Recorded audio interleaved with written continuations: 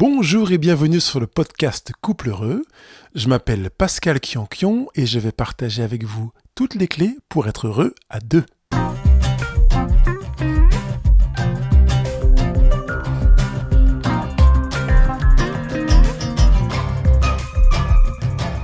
Sept moyens de baisser la pression pour accroître votre bonheur en couple, ça vous dit ?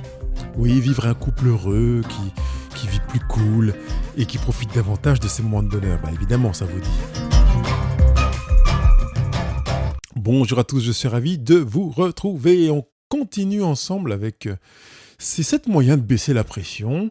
Je voudrais d'abord vous faire une petite confession en vous disant que ces 7 moyens de baisser la pression sont des moyens que j'ai mis en œuvre parce que vous ne me connaissez pas, mais je suis un gars exigeant, très exigeant.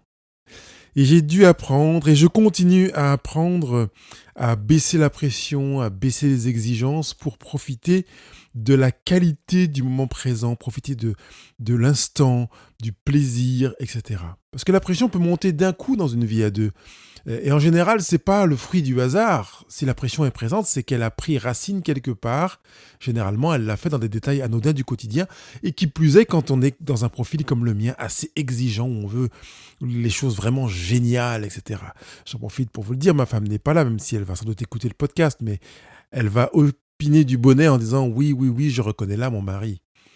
Nous pouvons avoir tendance à minimiser certaines paroles ou certains silences sans nous rendre compte qu'ils comptent beaucoup pour les autres. Ou pour l'autre particulièrement, pour notre conjoint. Les membres d'un couple jouent un jeu de lecture et puis d'interprétation de l'autre.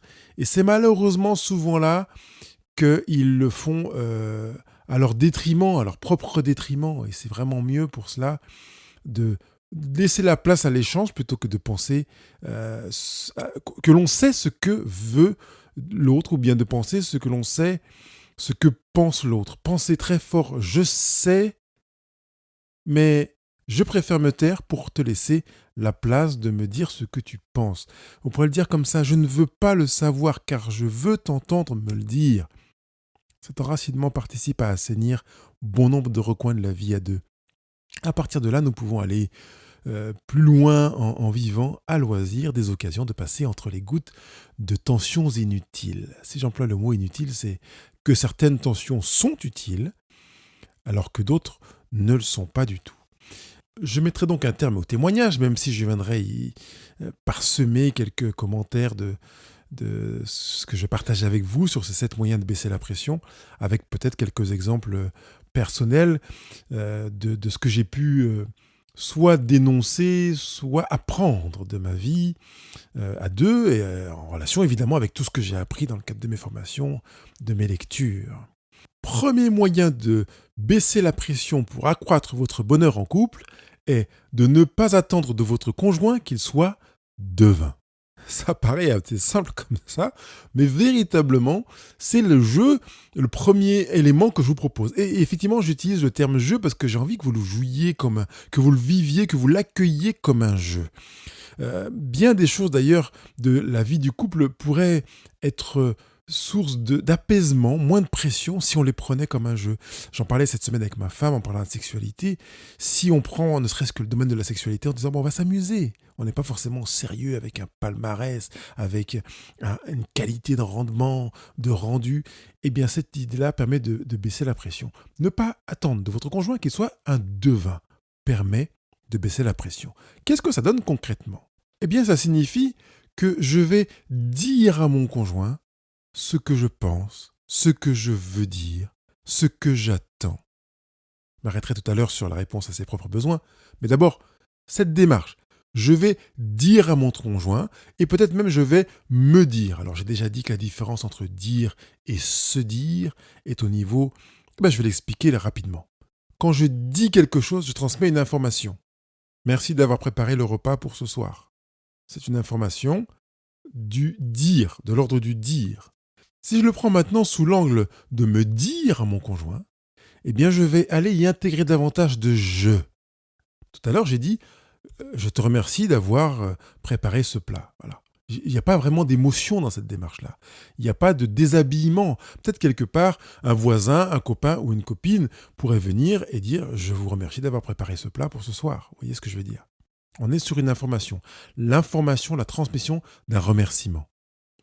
Si je veux être dans une démarche qui consiste à me dire, je vais y mettre du « je », aller puiser dans mes ressources, besoins, émotions, ressentis, pour pouvoir formuler le même sujet, mais vous allez voir qu'il serait empreint d'une toute autre coloration, parce que ça pourrait donner « J'apprécie beaucoup que tu aies préparé ce plat pour ce soir, et je me sens aimé en mangeant ce repas. » Vous entendez, même si j'enlève la deuxième partie, je me sens aimé quand. C'est sous-entendu, vous voyez ce que je veux dire? Je suis impliqué en tant que personne comme témoin d'expérience de ce que je viens de vivre. Je ne suis pas seulement en train de transmettre une information. Dans cette démarche qui consiste à ne pas attendre que mon conjoint soit mon devin, ça va être pareil quand je vais lui demander un service. Et je vais donc sortir du schéma qui consiste à penser que c'est quand même évident que, en tant que conjoint, tu devrais savoir que. Ou bien comme tu m'aimes, tu devrais. Vous voyez, il y a une empreinte qui donne l'impression à l'autre qu'il devrait savoir, qu'il devrait comprendre. Il devrait savoir que me respecter, c'est ne pas dire ça et c'est faire ça. Non. Dans les 7 moyens pour baisser la pression pour accroître le bonheur, je vais choisir de dire à mon conjoint ce que signifie pour moi me sentir respecté. Tu sais mon amour, je me sens respecté quand ceci et quand cela. Je me sens non respecté quand ceci et quand cela, et je ressens ceci et cela. Et là, je vais aller donner de me dire, et pas seulement une information. Ou pour moi, c'est vraiment important, quand on respecte quelqu'un, de veiller à ce que ceci et à ce que cela, etc. Encore une fois, ça veut peut-être dire qu'on va pour l'instant s'arrêter là. Ce n'est pas parce qu'on a dit quelque chose à notre conjoint qu'il devra se plier en quatre pour rentrer dans nos volontés. Mais au moins de me dire, mon conjoint n'est pas devin, je vais lui transmettre les informations et je vais aussi me transmettre en me disant à mon conjoint pour qu'il découvre qui je suis, qu'il découvre ce que je vis, comment je vis les choses, etc. C'est un petit peu difficile pour certains de se dire, tiens, mon conjoint est essentiellement dans le dire, il me dit des choses, mais il ne se dit pas dans ce qu'il me dit. Il y a des méthodes qui existent pour accompagner le conjoint vers l'expérience de se dire. Donc si vous en avez besoin, vous savez où me trouver. Je peux vous accompagner pendant quelques séances, ne serait-ce que pour que vous arriviez à mieux entendre votre conjoint et à mieux donner à votre conjoint le signal que vous êtes là, tendu pour l'entendre, ou peut-être d'accepter qu'il ne se dise pas, si vous préférez, respecter sa liberté et faire en sorte qu'il accepte, enfin, que plutôt vous acceptiez qu'il ne se dise pas en vivant en connaissance de cause. Voilà. Premier moyen de baisser la pression, c'est de ne pas attendre de votre conjoint qu'il soit devin. Deuxième moyen de baisser la pression pour accroître votre bonheur est de répondre à vos propres besoins avant d'attendre que l'autre le fasse. Je vais peut-être moins m'arrêter là-dessus que sur les autres sujets, parce que j'ai déjà évoqué ça lors d'émissions précédentes. Dans un couple, on est donc 2 individus.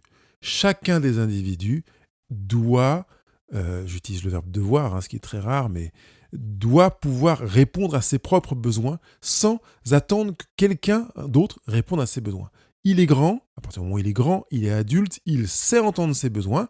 S'il ne le sait pas, qu'il apprenne à le faire, encouragez-le à le faire. Il y a des outils qui existent pour cela et je peux aussi accompagner là pour aider à identifier ses besoins, savoir entendre ses propres besoins.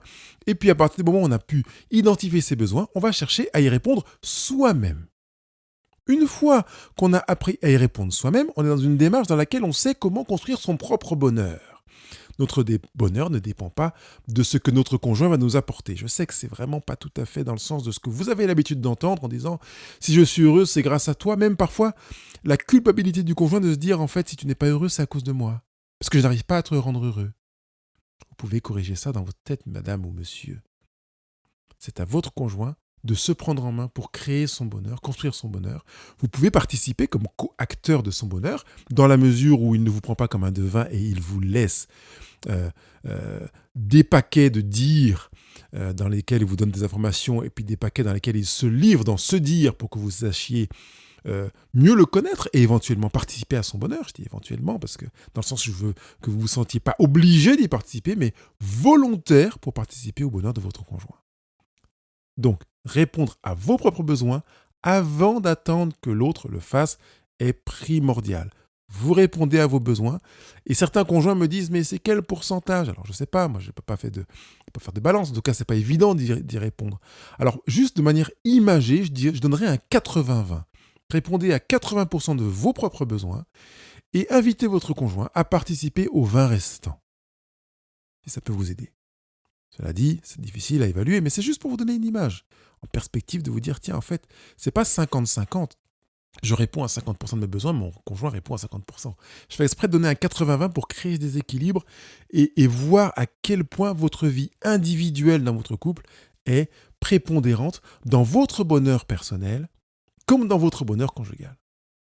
Troisième moyen de baisser la pression pour accroître votre bonheur en couple, c'est de suspendre le bras de fer. On vit beaucoup dans le couple avec cette tension qui est dans j'ai raison, il a tort. On aime bien être dans ce binaire. On ne peut pas avoir raison tous les deux ou avoir tort tous les deux. Pourtant, je vous assure que vous pouvez avoir raison tous les deux et vous pouvez avoir tort tous les deux. Et en plus, vous pouvez avoir raison tous les deux avec 2, 3, 5 idées par personne. Et vous pouvez avoir tort tous les deux avec autant d'idées par personne. Mais à vrai dire, quel intérêt? Pour qui est l'intérêt d'avoir raison ou d'avoir tort? Ça, c'est une question à laquelle vous répondez rarement quand vous êtes dans ce jeu de « oui, il dit ça, mais il a tort, c'est moi qui ai raison » ou bien « ouais, j'ai toujours tort » ou bien « c'est moi qui ai toujours raison » la plupart du temps. Quand je constate, me disait un homme, quand je vois nos conflits et nos discussions, la plupart du temps, c'est moi qui ai raison. Je dis oui. Et maintenant, qu'est-ce qu'on en fait de ça? Ça veut dire que vous demandez à votre femme de se taire et c'est vous qui décidez de tout, c'est ça? Comme à l'armée? Ah non. Alors qu'est-ce qu'on fait? Qu'est-ce qu'on en fait? Quel intérêt d'avoir raison? Raison pour quoi? Raison pour qui? Le jeu qui consiste à être dans ce bras de fer en permanence n'est pas un jeu drôle. Dans le premier moyen, je vous disais, jouez à cela. Mais là, arrêtez de jouer à ce jeu. Vraiment, dans l'intérêt respectif et l'intérêt personnel, le mieux, c'est que vous voyiez le bénéfice que vous pouvez tirer des idées de tout le monde. Je trouve que, comme c'est le cas dans la politique, il y en a ras-le-bol de voir ces approches partisanes ou parce que c'est l'opposition qui présente le sujet, c'est forcément mauvais, même s'il y a de bonnes idées. Puis le jour où on est élu, nous, on récupère les idées de l'opposition, on change 2-3 mots pour donner l'impression qu'on n'a pas fait de récupération, puis on les ressort, comme Madame... la femme de l'ancien président des États-Unis, qui a récupéré le discours de sa prédécessrice. Ce mot n'existe pas, mais j'ai envie de le féminiser un petit peu. Alors elle est du parti adverse, mais elle le récupère parce qu'il était quand même bien ce discours-là. Manque de bol, ça a été repéré dans les médias et ça a été tartiné dans les médias parce que Madame Trump avait récupéré le discours quasiment mot pour mot de Michelle Obama. Tort, raison, cessez de jouer à ce jeu-là.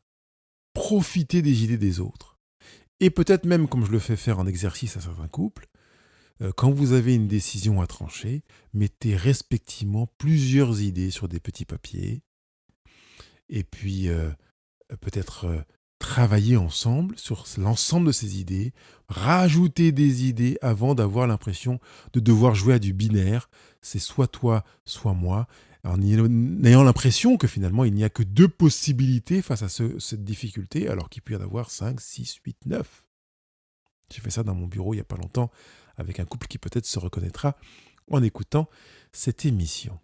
Troisième moyen de baisser la pression pour accroître votre bonheur en couple est d'oublier d'attendre de l'autre qu'il change. J'ai fait exprès d'utiliser le verbe oublier, parce que c'est une tendance, on se la rafraîchit, j'attends qu'il change, j'espère qu'il va changer. Quelqu'un me disait il n'y a pas très longtemps, mieux vaut changer de mari ou de conjoint que de vouloir faire changer le sien. Alors, je ne suis pas en train de vous pousser en vous disant divorcez, allez en chercher un autre, ou séparez-vous, dépaxez-vous, allez en chercher un autre. Mais c'est pour vous dire à quel point c'est plus facile.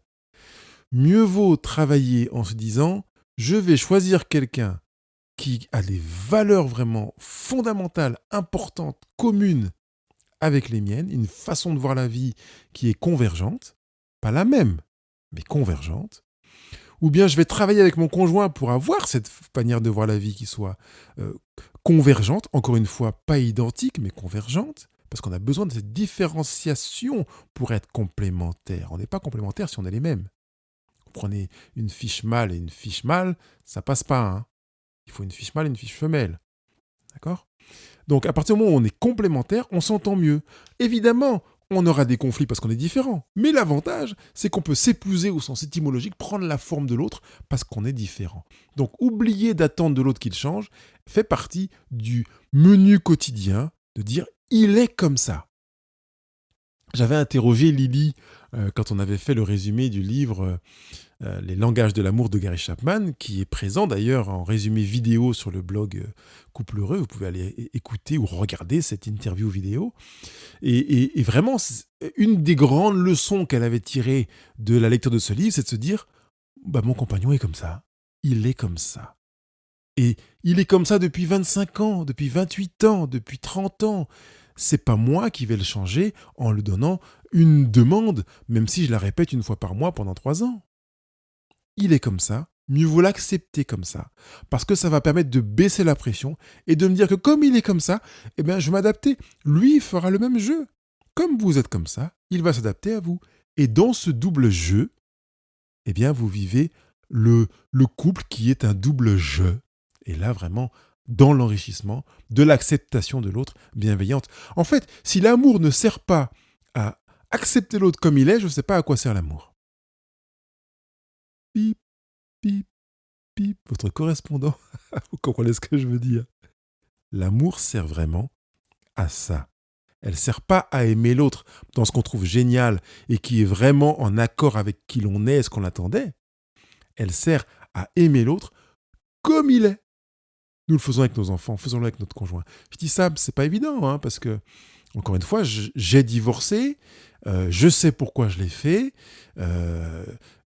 j'avais pas la maturité que j'ai aujourd'hui, tout le bagage et l'équipement que j'ai là au présent et que je partage avec vous. Donc je pèse mes mots, je suis conscient de la gravité de ce que je suis en train de dire et en quoi je m'implique. Je ne suis pas en train de vous parler en tant que modèle en vous disant faites ce que Pascal dit parce que vraiment il est formidable ce gars, il a fait un parcours sans faute, il est exceptionnel. Je suis en train de vous donner le résultat d'un travail de recherche, de formation, d'acquisition que je veux que vous ayez pour ne pas vivre les mêmes douleurs que moi, entre autres. Et pour vivre des bonheurs qui seront les vôtres et qui vraiment vous donneront de vivre sur une orbite qui sera magnifique et sur laquelle vous pourrez vous dire « Waouh, c'est génial, j'en suis là, continuons comme ça ».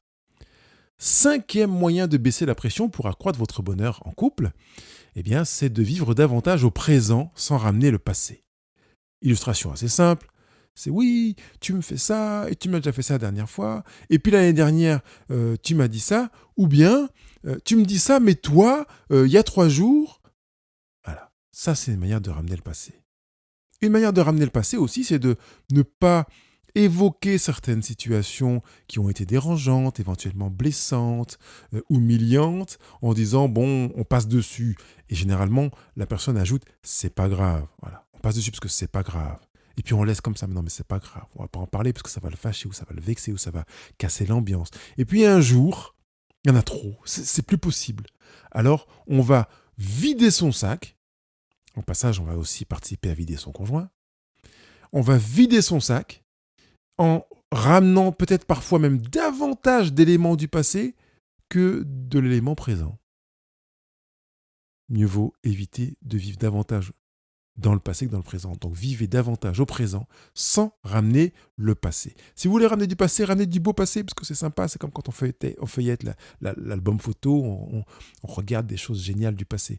Mais si c'est pour aller ramener, permettez-moi l'expression, des cacas du passé, des fermentations du passé, éventuellement des escarres du passé, mieux vaut éviter, sauf si ça nous fait sourire ensemble. Mais si ça ne fait rire ou sourire que l'un des deux, passez votre chemin. 6e moyen de baisser la pression pour accroître votre bonheur en couple, c'est de demander pardon et de reconnaître ses erreurs. Oh, demander pardon, reconnaître ses erreurs. Pas évident, mais essentiel.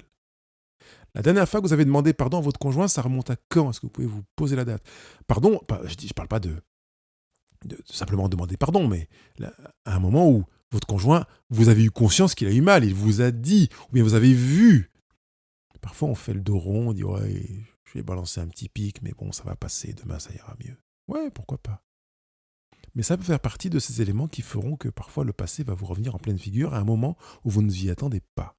Mieux vaut, quand vous avez vu votre conjoint blessé, gêné, déçu, dire écoute, j'ai l'impression que tu es blessé, dans ce que je t'ai dit, tu te sens blessé. C'est bien ça? S'il vous dit oui, cherchez à comprendre pourquoi. Quand vous avez compris pourquoi, entendu, même si vous n'avez pas compris, mais quand vous avez entendu pourquoi, et que lui se sent blessé, que vous soyez d'accord ou non, on n'est pas dans le bras de fer, que vous soyez d'accord ou non, que vous ayez l'impression que c'est exagéré, que c'est injuste, que c'est égal. Il ou elle a été blessé, je te demande pardon. Je suis désolé que tu te sois senti blessé. Oui, je suis bien d'accord. Même si vous n'avez pas l'impression d'avoir fait une erreur, même si vous êtes convaincu d'avoir été dans le juste, votre conjoint s'est senti blessé, vous pouvez lui demander pardon.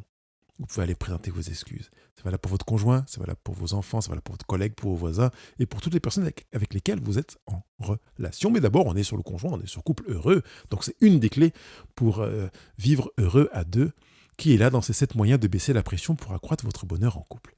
7e moyen de baisser la pression pour accroître votre bonheur en couple, c'est de refuser le jeu de la culpabilisation de l'autre. C'est un petit peu en relation avec un des éléments que j'ai dit tout à l'heure. Mais c'est de laisser croire à l'autre qu'en fait, c'est à cause de une chose qu'il a faite ou qu'il a dite que vous êtes dans un état particulier. Généralement négatif. Parce que ça ne pose pas de problème quand vous donnez l'impression à l'autre que vous êtes heureux, euphorique, joyeux et comblé grâce à lui. Même si c'est faux. Mais je ne m'arrêterai pas sur le sujet maintenant. Mais donner l'impression à votre conjoint que vous êtes malheureux, triste, frustré et déçu à cause de lui est faux. Je ne m'arrêterai pas sur ce sujet maintenant non plus pour le creuser. Mais vous comprenez à quel point vous êtes en train, quelque part, d'enfermer votre conjoint dans quelque chose de lourd, de grave. En fait, c'est à cause de toi que je suis triste. C'est à cause de ce que tu m'as dit que je suis triste. C'est à cause de ce que tu as fait que je suis en colère. Et puis c'est parce que tu n'as pas fait ça et que tu n'as pas fait ça que je suis frustré. Ça demande de prendre du temps pour apprendre à se connaître. Je rejoins ce point, je relie plutôt ce point à celui qui consiste à répondre à ses propres besoins. Répondez à près de 80% de vos besoins. Et puis ensuite, laissez la place à 20% du reste de vos besoins pour que votre conjoint y participe, dans la mesure où il est désireux de le faire. Parce que c'est vraiment une preuve de maturité que d'être capable de se rendre compte de la nécessité de refuser le jeu de la culpabilisation de l'autre plutôt que de jouer le jeu de la responsabilisation de soi-même. Je préfère qu'on joue ce jeu de la responsabilisation de soi-même. Je suis responsable de ce que je ressens, je suis responsable de ce que je vis, je suis responsable de ce que je pense et de ma manière de voir les choses. L'autre n'y est pour rien, c'est moi qui suis responsable. Je ne suis pas en train de vous dire de vous rendre coupable, mais d'être responsable, puisque la réalité rationnelle est que vous êtes responsable de vous-même et personne d'autre ne l'est. C'est donc le 7e moyen. Je vous rappelle que vous n'êtes pas seul. N'attendez pas que votre couple batte de l'aile pour aller demander de l'aide, pour consulter. Il est vivement profitable de consulter pour un passage à vide ou un conflit du moment. C'est un des moyens d'éviter d'avoir à écoper quand le bateau est plein. C'est beaucoup plus dur parce que l'eau va continuer à rentrer beaucoup plus vite que vous ne serez en mesure de l'en enlever. Même dans un passage ponctuel, et je pense que je prendrai le temps d'interviewer un thérapeute conjugal sur cette question, quand est-ce qu'il est préférable de consulter, quels sont les signes, à quel moment aller chercher de l'aide à l'extérieur, de manière à vous donner là encore une des clés pour être heureux à deux. Dans la retranscription résumée de cette émission sur le blog Couple Heureux, je vous ai mis un certain nombre de ressources pour vous aider à aller plus loin sur le sujet qu'on est en train d'évoquer ensemble. 14 remarques à ne jamais faire à votre partenaire, des éléments pour mieux communiquer, pourquoi je n'en peux plus d'attendre que mon conjoint partage mon désir, ou le mépris, le sentiment qui détruit le couple, 4 erreurs de communication qui sont fatales. Et voilà, je vous ai mis plusieurs éléments, et puis aussi les 3 moyens efficaces pour améliorer la communication de votre couple, qui sont présents sur le blog Couple Heureux. Et enfin, avant de vous laisser, eh bien, il y a le e-book qui est présent sur la page d'accueil carrément du blog Couple Heureux, qui s'intitule allez-vous supporter votre conjoint toute votre vie. Avec ce e-book et les éléments que je vous ai donnés là, vous avez de la matière pour approfondir ce sujet d'aujourd'hui, raisonner, vous retrouver, vous rapprocher, échanger, vous ouvrir, dire et vous dire, entendre et vraiment accueillir l'autre pour continuer à créer votre bonheur. Je suis ravi d'avoir passé ce moment avec vous et puis je vous dis à la semaine prochaine. Bye bye. Je vous remercie d'avoir pris le temps d'écouter cette émission. Elle vous a fait du bien ? Alors allez sur iTunes ou Google Podcast et donnez votre avis en mettant 5 étoiles. Ce sera vraiment sympa de votre part. Si vous voulez partager ce podcast, c'est facile. Une fois dans votre application podcast, choisissez le pictogramme partager et envoyez le lien à vos amis. Surtout, n'oubliez pas de me laisser des commentaires et vos questions juste en bas de l'émission. Je me ferai un plaisir de vous lire. Je vous dis à bientôt.